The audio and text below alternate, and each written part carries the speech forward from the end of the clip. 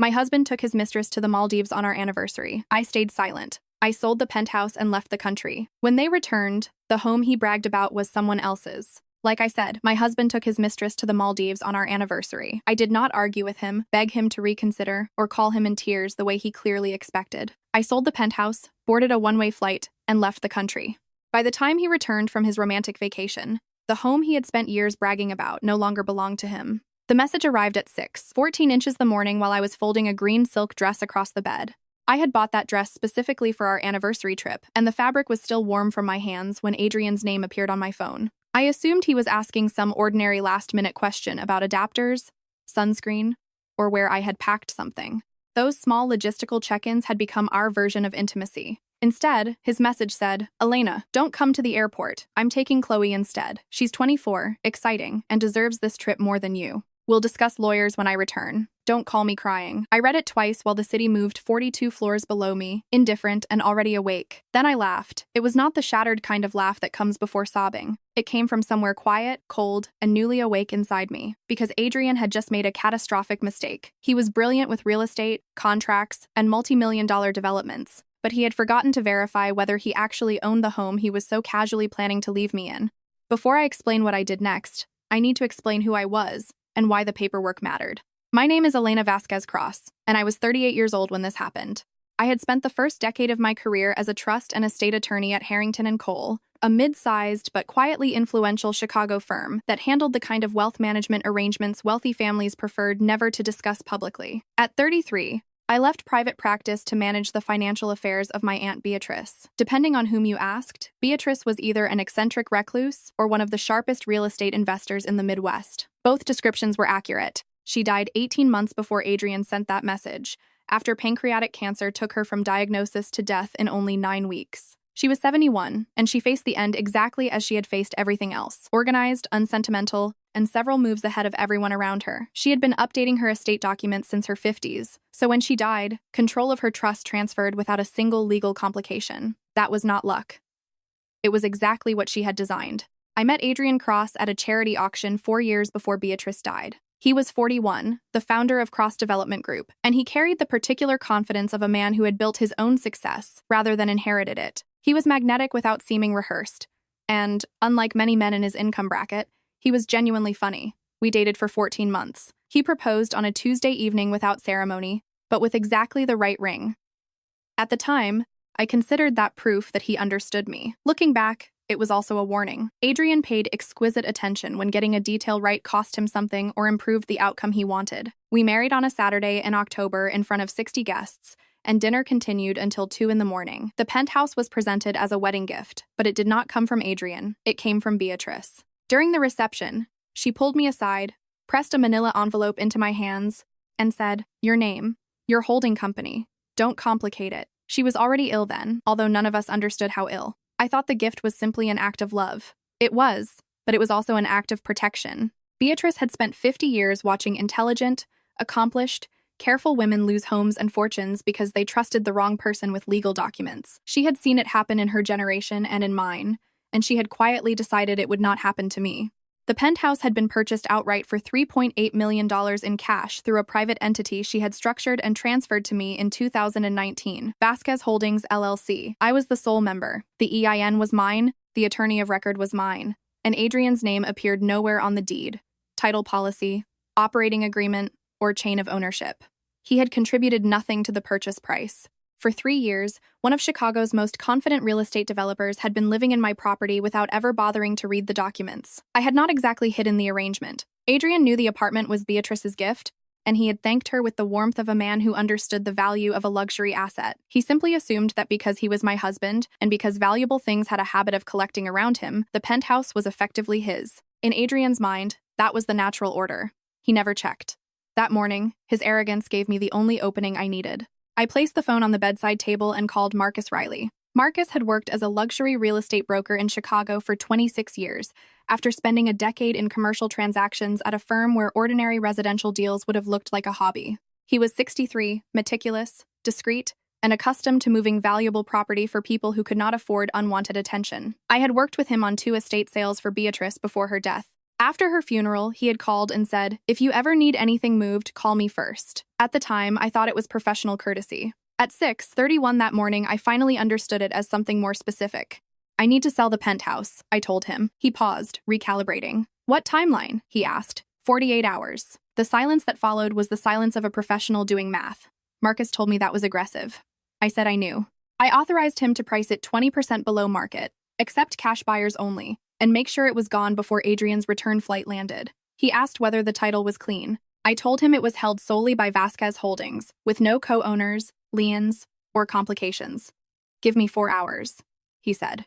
After I hung up, I stood at the window and watched Chicago accelerate into morning far below me. Somewhere in the building, Adrian was probably rolling his Rimowa suitcase toward the elevator, completely confident that he could disappear with a woman half my age and return whenever he pleased. I started making a list. The truth was that his betrayal had not begun with the text. The warning signs had arrived slowly, the way water damages a foundation, quietly, almost invisibly, until the floor finally collapses and you realize the destruction has been spreading for years. The first sign I noticed and deliberately buried came 14 months into our marriage. Adrian traveled constantly for developments in Miami, meetings in New York, and site visits in Dallas, and I had never believed his schedule was mine to police. But that February, he told me he was in Cincinnati for a site review. On the shared calendar we used for household logistics, the day appeared as personal leave. When I mentioned it casually, he looked at me with perfect composure and said the corporate calendar had not synced properly with ours. He suggested I was misreading it. I accepted his explanation because I had chosen to trust him, and the alternative required a confrontation I was not ready to have. The second warning arrived 6 months later, in August, and it had a name, Chloe. Adrian's phone was lying between us on the bed while he showered when a message appeared on the screen. I saw only a fragment, something about tonight and miss you, but it was enough. When he came out of the bathroom, I said nothing. I told myself Chloe might be a colleague, an assistant, or a client with poor boundaries. I invented explanations because I did not want the truth badly enough to ask for it.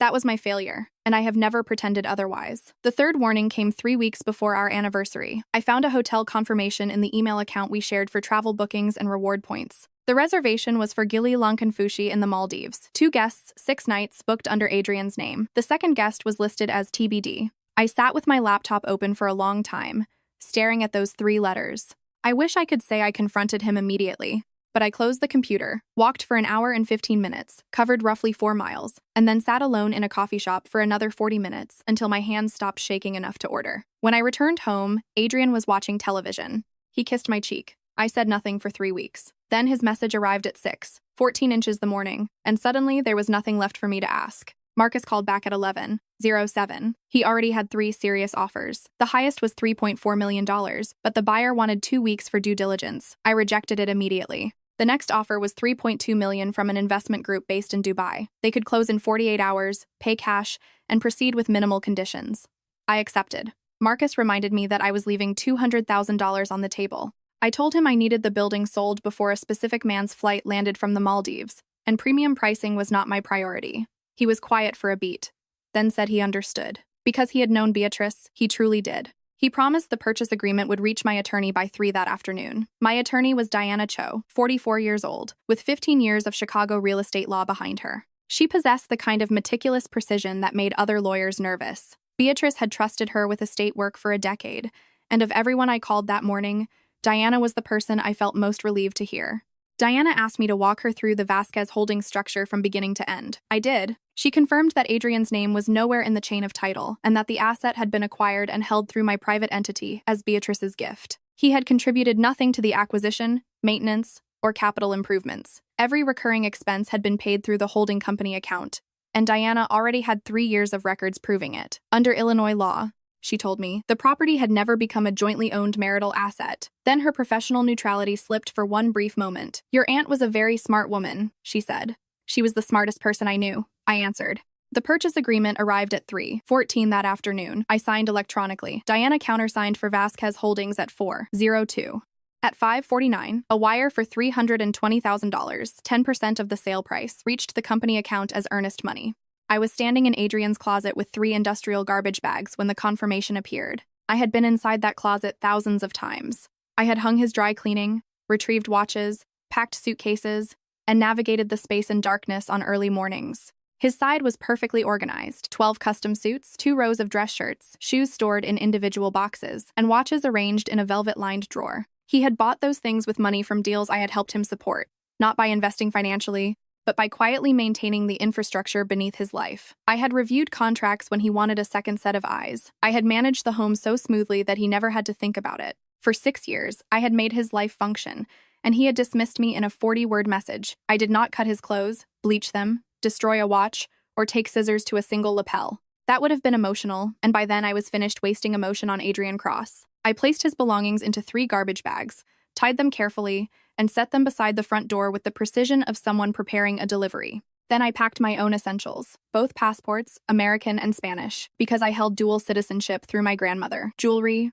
original documents, and my grandmother's ring, which had remained in a lockbox because I never wanted it to absorb the atmosphere of that apartment. Adrian had always found my Spanish passport interesting, but he had never considered it strategically. Nearly everything else remained behind. I left the art I had selected, the furniture I had sourced, the rugs I had researched for 3 months, and the kitchen I had renovated during our 2nd year of marriage. I left the physical evidence of the life I had built around a man who believed he could replace me by text. When I walked out, I did not feel grief, anger, or triumph in the way I expected. What I felt was closer to weightlessness, the strange relief that comes when you have carried something for so long that you stop noticing its heaviness until the moment you finally put it down. The sale closed at 11:17 inches the morning 2 days later. $3 million landed in the Vasquez Holdings Swiss trust account. Beatrice had insisted on that international structure, and I had once considered it excessive. That day, it felt clarifying.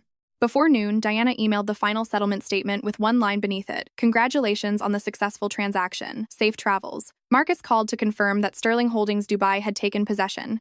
Their property manager was arriving the following day. Every access point had been changed. Fobs, physical locks, digital keypad codes, concierge permissions, and ownership protocols. The building had been instructed to make no exceptions. Marcus asked what should happen to the 3 bags beside the door. Security could hold them under the new owner's I asked him to have them left for collection. By then, I was already at O'Hare Airport, sitting near gate K14 with a first-class ticket to Lisbon, departing at 2:45 that afternoon. It was a one-way ticket, and the booking system had marked the missing return flight with a small orange warning, as though I had made an error. I had not. Before boarding, I opened Adrian's message one final time. I read the lines about Chloe being younger, exciting, and more deserving of the trip. I read his command not to call him crying. Then I typed 3 words, enjoy the Maldives. I sent them, powered off the phone, and walked to the women's restroom near the gate. Over the sink, I removed the SIM card, snapped it cleanly in half, and dropped both pieces into the trash. I boarded the plane and slept almost the entire way to Lisbon. I did not personally witness what happened when Adrian returned, but over the next several days I reconstructed the scene through 3 reliable sources: Diana, who was contacted by his attorney; Marcus, who heard from the building's new management; and my close friend Priya Nair, the only person besides Marcus and Diana whom I had told before I left. Priya later described the story while sitting on her couch in Lincoln Park with a glass of wine, and the unmistakable satisfaction of a woman who had watched her friend survive something meant to destroy her. Adrian and Chloe landed on a Thursday evening, tanned and carrying the kind of expensive luggage that announced where they had been. According to Priya, Adrian was in an excellent mood. For 3 years, the concierge had waved him through the lobby as though he belonged there, so he had no reason to imagine anything had changed. He pressed his key fob to the reader. Nothing happened. He tried again, laughed, and assumed the battery was failing. Then he pressed it 3 more times with the deliberate force of a man who believed persistence could make reality obey him. The screen answered the same way each time: access denied. David, a concierge who had worked the front desk for 9 years, approached with the calm of someone who had been carefully briefed. He told Adrian that his access had been revoked by the new ownership and that the building had moved under new private management 48 hours earlier. Adrian smiled as if David had made an absurd mistake and was being given a chance to correct it. "David, I own this building," he said. David looked at him and replied, "You don't, sir. I'm sorry." The elevator ride to the 42nd floor must have felt like a descent. The new owner had authorized Adrian to retrieve personal property as a courtesy, but only under supervision, so a security supervisor escorted him and Chloe upstairs. When they reached the penthouse, Adrian discovered a new lock and a new keypad. None of the codes he entered worked. He began pounding on the door with the desperate force men use when they are frightened but determined not to look frightened. The sound carried down the corridor. Finally, the door opened, but I was not standing behind it. A private security contractor named Rohan filled the doorway. He was 6'3", former military, and working weekend shifts for the new management company. He told Adrian that the property belonged to Sterling Holdings Dubai and that he was trespassing. For a moment, Adrian's mouth moved without producing sound. Then Rohan reached behind the door, lifted the 3 black garbage bags, and place them in the hallway with neutral efficiency. One landed at an angle and split along the seam. Approximately $12,000 worth of tailored Italian wool spilled across the marble floor. Miss Elena asked me to pass these along, Rohan said. Then he closed the door, and the new lock clicked behind it. Chloe had watched from a few steps behind Adrian. She was 24, younger than I had been when I began my legal career and younger than I had been when I first understood, through Beatrice, that ownership could mean safety. Chloe looked at the suits scattered across the floor, then looked at Adrian. Whatever she saw in his face was enough to change the fantasy. Call me when you figure your life out, she told him. She took hold of her luggage, walked back to the elevator, and never looked over her shoulder. The doors closed around her and reopened empty, leaving Adrian alone in the hallway with 3 garbage bags, a pile of expensive clothes, and a lock he could no longer open. The woman he had declared more exciting had lasted exactly as long as his illusion of power. His attorney contacted Diana the following morning. Jonathan Pierce had practiced Chicago family and property law for 13 years, and he called at 9:08 on Friday. I know the exact time because Diana documented every communication and sent me weekly records while I was in Lisbon. Jonathan began with confident, territorial phrases such as marital asset, community interest, and failure to disclose. Diana listened without interrupting. When he finished, she explained the Vasquez holding structure in the unhurried way. Excellent lawyers explain facts to opposing counsel when they want them to understand that the argument is already over. The penthouse had been acquired through the private entity established for me by Beatrice. I was the sole member. Adrian had not contributed to the purchase price, down payment, maintenance, or capital improvements. His name appeared nowhere on the deed, title insurance policy, operating agreement, or any recorded instrument. Under Illinois law, Diana said, there was no property claim to pursue. Jonathan continued pushing with the determination of an attorney who needed a dispute to exist. Diana let him finish, then emailed a complete PDF containing the ownership chain, purchase history, deed, title policy, entity records, and 3 years of maintenance payments from the Vasquez Holdings account. The subject line read, Cross versus Vasquez, complete property documentation. Jonathan did not answer for 4 hours. When he finally responded, his email contained 3 sentences. The last one said, we will not be pursuing a property claim at this time. Diana forwarded it to me at 2:17 inches the afternoon, Lisbon time. I was sitting outside a cafe on a side street in Alfama, eating a pastel de nata while a cat crossed the cobblestones. I read the message, returned the phone to my bag, and finished the pastry. Adrian filed for divorce 10 days later, probably because Jonathan advised him that initiating the case would look better than waiting for me to do it. Diana handled everything on my side. There were no children and, after the penthouse issue collapsed, no meaningful property dispute. Beatrice's planning had kept our major assets cleanly separated. The only contested item was a joint savings account containing $34,000. Adrian's attorney argued that it was marital money. Diana agreed, divided it equally, and resolved the issue through a single exchange of emails. My share was $17,000, and his was the same. That was the financial price attached to 6 years of marriage. Adrian paid it the way he paid for most things, without appearing to feel the weight. I hoped it would reach him eventually, but by then I was learning that the story did not end with his humiliation. It ended with what I chose to become afterward. I rented an apartment in Príncipe Real, on the 2nd floor of a tile-faced building from the 1890s. It had high ceilings, windows opening onto a small garden, and a street so quiet at night that I could hear my own thoughts for the first time in years. For the first 2 days, I did almost nothing. I kept the phone off, left the laptop closed, and allowed the light and silence of a city that did not know me to fill the rooms. On the 3rd morning, I woke at 7 and walked for 4 hours. Near Jardim da Estrela, I sat on a bench and cried. I was not crying only about Adrian. I cried for every small silence I had chosen, instead of asking a question, for the name Chloe glowing on his phone, for the reservation with the second guest marked TBD, and for the version of myself who had known the truth somewhere deep inside but had refused to look directly at it. I had not feared the answer as much as I feared the loss that would follow. I had preferred a familiar lie to an unfamiliar life. After a while, I stood, found a restaurant, ordered lunch, and ate slowly in the sun. During those first weeks, I read Clarice Lispector and kept returning to the idea that cruelty is often selfishness made into a system. The people who hurt us are not always dramatic villains. Sometimes they have simply arranged the world around their own comfort so completely that another person's pain no longer registers as real. Adrian had treated me as infrastructure rather than as a human being. He had chosen a text message over a conversation because a text was easier. He had reduced 6 years of ordinary evenings, shared decisions, and a home I had made beautiful to a few calculated sentences because he believed I was the kind of woman who could be handled that way. He had been wrong about the penthouse because he never checked the documents. I had been wrong too because I had understood the meaning of the silences and repeatedly chosen not to follow them. We had both protected comfort over truth. The difference was what each of us did when the truth finally arrived. Priya visited me in December. We sat on the terrace with wine and watched lights appear across Lisbon as evening settled over the city. In the detailed way only a close friend can deliver news, she told me that Adrian had been seen at an industry event in November, looking pale and distracted. Chloe had apparently not called. His latest South Loop development had run into a financing wall, and he was attempting to restructure the deal. Priya asked whether hearing that satisfied me. I considered the question honestly and told her it satisfied me less than I expected. She nodded and said Beatrice would have been pleased. I laughed and told her Beatrice would have been unbearably smug that her ownership structure had held up exactly as designed, and she probably would have announced it to everyone. We laughed for a long time, and something that had remained tight inside my chest since October finally loosened. Diana filed the final dissolution paperwork in January. The divorce was granted on a Tuesday in an uncontested hearing that lasted about 11 minutes. The brevity felt anticlimactic, but it also felt right. Diana sent me the signed order at 4:33 that afternoon. I was sitting on the floor of my Lisbon apartment, surrounded by books when it arrived. I read it once, held the phone for a moment, set it down, and went out for dinner.